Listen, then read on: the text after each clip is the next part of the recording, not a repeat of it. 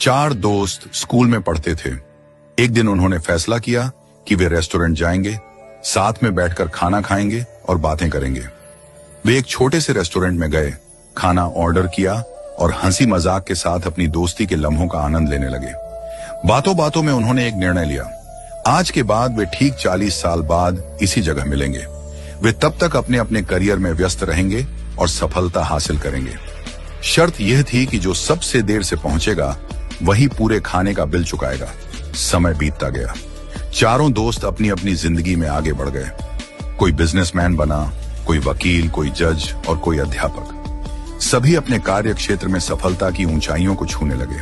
40 साल बाद अब वह छोटा सा रेस्टोरेंट एक भव्य 5 स्टार होटल बन चुका था और वहां काम करने वाला एक साधारण वेटर अब उस होटल का मालिक बन चुका था।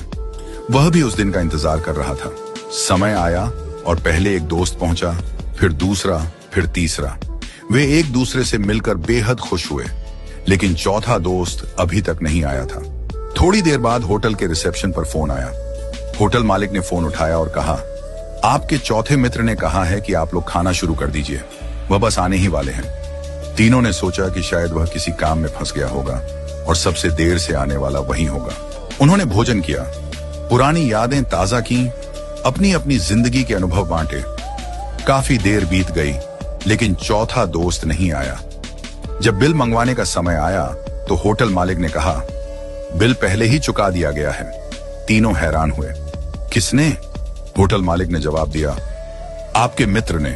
थोड़ी देर बाद जब वे जाने लगे तभी होटल के बाहर एक सरकारी गाड़ी आकर रुकी। गाड़ी से शहर के कलेक्टर उतरे।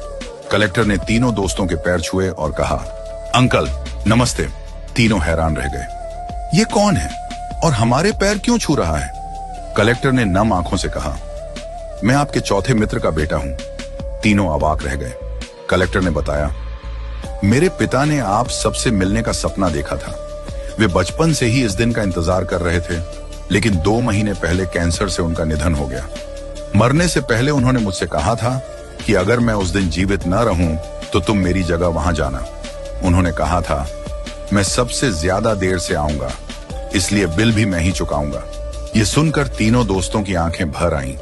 तीनों दोस्तों को अपने मित्र की मृत्यु का गहरा दुख हुआ, लेकिन उससे भी ज्यादा दुख इस बात का था कि 40 साल तक वे एक दूसरे से नहीं मिले। क्यों इतनी जिद की कि 40 साल इंतजार करना पड़ा? क्या फायदा ऐसी शर्त का जो दोस्ती से ज्यादा महत्वपूर्ण हो गई? आज हम भी अपनी जिंदगी में यही गलती कर रहे हैं। हम अपने परिवार, रिश्तेदारों और दोस्तों से मिलने का समय नहीं निकालते। हम अपने